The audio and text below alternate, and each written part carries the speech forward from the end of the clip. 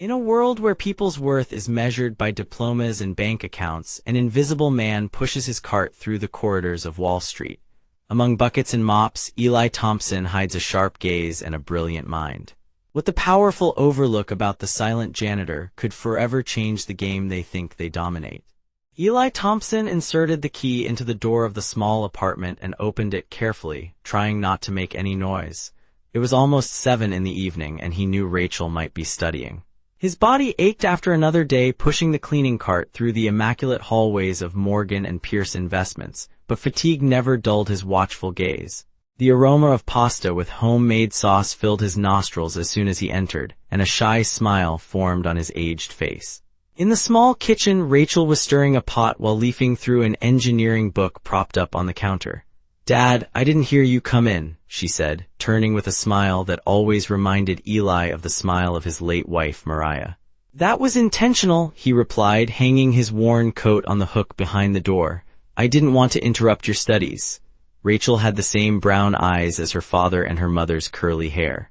At 22, she carried the weight of responsibility and the lightness of youth on her shoulders, a combination that Eli admired deeply.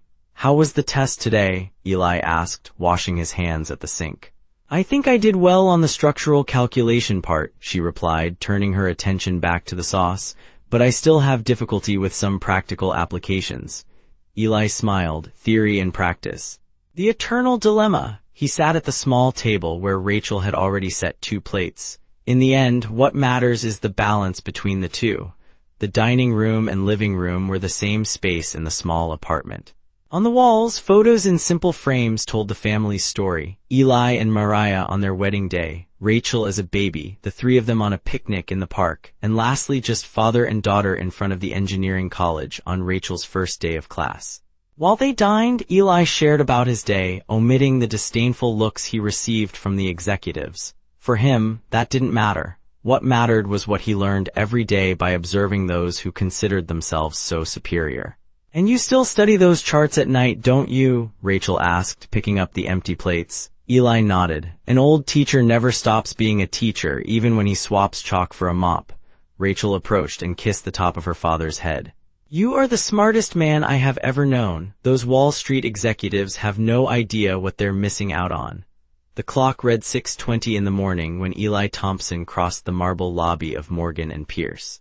The building exuded power, cold lights, steel, and glass everywhere. While the executive still slept under silk blankets, he pushed the cleaning cart in silence with rhythmic, almost ceremonial steps. On each floor, the smell of expensive coffee mingled with that of floor wax. Eli cleaned, observed, and discreetly learned. He knew the name of each executive, the sound of each one's laughter, and especially what made them feel invincible. Lucas Brennan entered the building at 7:45 a.m., as always. His impeccable suit and the watch that cost more than Eli earned in a year revealed his status as an investment director. He passed through the lobby without even glancing at the janitor, speaking loudly on the phone. "I don't care what the research department said. If it's not going to make a profit in 6 months, it's not worth our time," he was saying while waiting for the elevator. "I didn't graduate from Harvard to play futurology with backyard startups." Eli continued his work, but his ears caught every word. He knew the type well. 8 years ago, when the economic crisis hit, it was men like Lucas who helped destroy the educational system where he taught. Cuts, layoffs, and suddenly, a mathematics teacher with 20 years' experience found himself without a job and without prospects. At that time, Mariah was already ill. The cancer was advancing, and without the health insurance that came with the school job, the family's savings quickly vanished on treatments that, in the end, weren't enough. 6 months after losing his job, Eli also lost his wife. At 50 years old, with a daughter to raise and a broken heart, he accepted the first job that came up, janitor at Morgan and Pierce, the epicenter of capitalism that had changed his life so drastically. "Good morning, Eli," a gentle voice greeted him, pulling him out of his memories. It was Grace Miller, chief secretary of the executive floor. At 50 years old, she had her gray hair always impeccably tied in a bun and a genuine smile that contrasted with the cold environment. "Good morning, Mrs. Miller," Eli replied with a nod. "Grace, please, how many times do I have to say it?" She smiled, and her eyes displayed a kindness that Eli rarely saw in that building. "I brought a treat for you today." She held out a small package. My granddaughter made it for her cooking class. Eli accepted the gift with a shy smile. Thank you, Rachel will love trying it. How is she? Still in engineering college? Grace asked, genuinely interested. Yes, she's doing very well, 3rd year already, he replied with undeniable pride in his voice. You must be very proud, she said, checking the time. I need to go. The executive meeting starts in 20 minutes and Lucas is already in a bad mood. Eli nodded, thanking Grace again for the candy. She was the only person in that building who treated him as a human being, not as part of the furniture.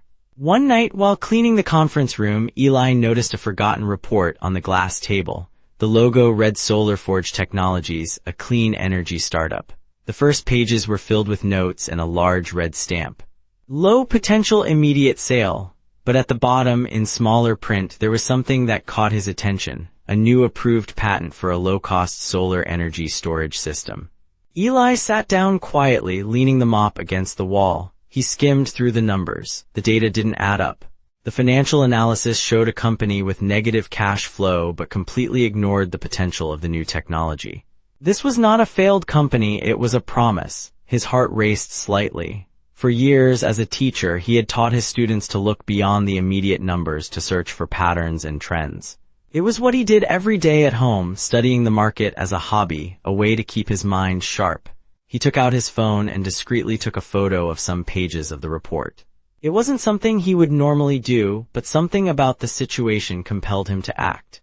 Perhaps it was the mathematical certainty that there was a miscalculation in the analysis, or perhaps it was just the intuition that there was an opportunity being overlooked by everyone. The next morning, while cleaning the director's floor, he heard laughter coming from Lucas Brennan's office. An intern suggested buying shares of SolarForge, he said between laughs. He said it would be the next green revolution. I replied, kid, a revolution is when someone buys my new car for me. The laughter echoed down the hallway. Eli lowered his head, but a slight smile appeared at the corner of his lips. He had seen that kind of laughter before, the same one that the wealthier students used when mocking a hardworking kid with worn-out shoes. At the end of the day, he took the crowded subway, putting his badge in his pocket. At home, Rachel was waiting for him with dinner ready and a tired smile. Dad, are you okay? Did you have a tough day? She asked, noticing something different in his eyes. He sat down, looked at the simple plate, and responded, it wasn't hard, just another day observing people too rushed to see what's right in front of them. You still read about investments, don't you? He laughed softly. Old habits die slow, dear. That night, with his daughter's old laptop, Eli opened his small investment account and bought a single share of SolarForge, a symbolic bet. A gesture from someone who still believed that sometimes the world rewards a calm gaze amidst the rush. In the following weeks, Eli watched the hallway conversations with even more attention. SolarForge was rarely mentioned, and when it was always accompanied by laughter or scornful comments. Grace, seeing him always with the same serene look, asked during a coffee break, you know, Eli, sometimes I think you see something that no one else sees in here. He replied, maybe because I don't just look at the charts. And what do you see then? People and what they believe or pretend to believe. Grace smiled, intrigued. You speak like someone who understands much more about investments than you should. Eli simply smiled in response, returning to his work. Deep down, he harbored a small hope. Not to become rich, that was never his goal, but to prove to himself that his vision still had value in a world that had dismissed him. Time passed and the name SolarForge disappeared from hallway conversations. Eli continued his daily routine, cleaning, observing, learning. At night, he followed news about clean energy and discreetly checked the value of his single stock, which remained stable.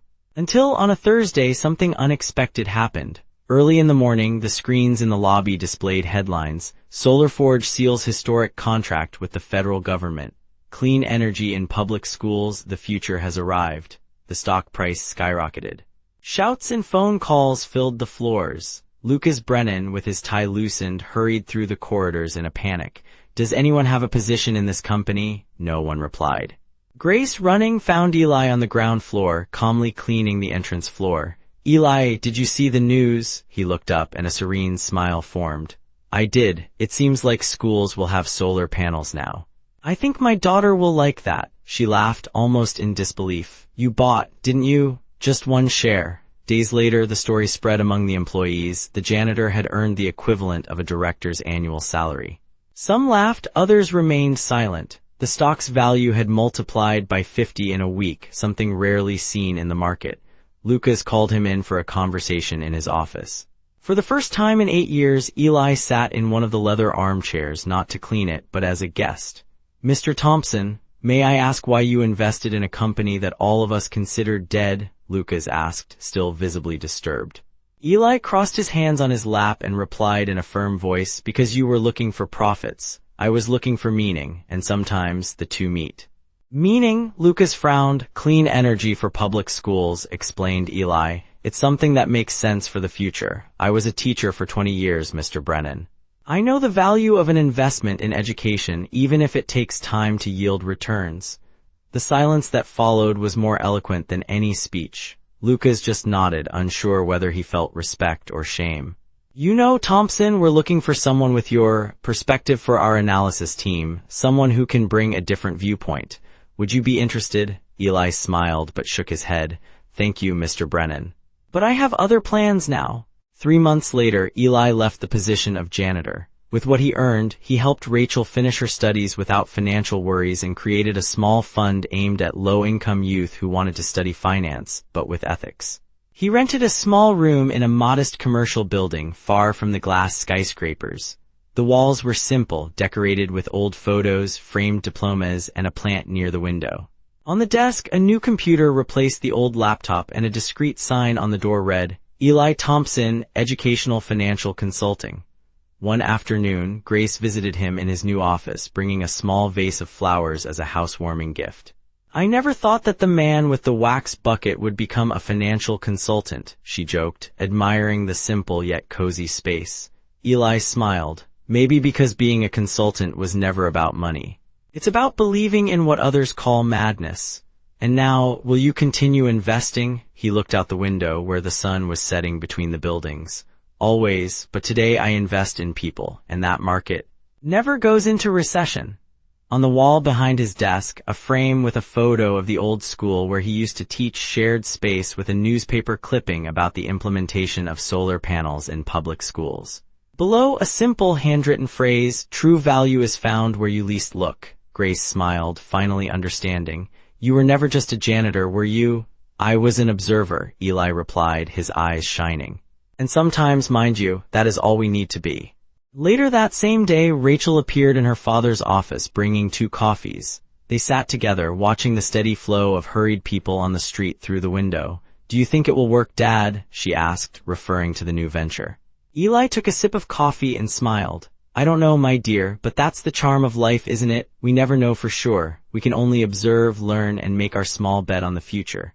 Rachel rested her head on her father's shoulder just as she did when she was a child. "Mom would be proud." "Yes," he replied, feeling a peace he hadn't experienced in years. "She always said that the greatest wealth is being able to look back without regrets." Together, father and daughter watched the sunset, while below, the city continued its frenetic pace, unaware that sometimes the deepest wisdom comes from the people no one stops to notice.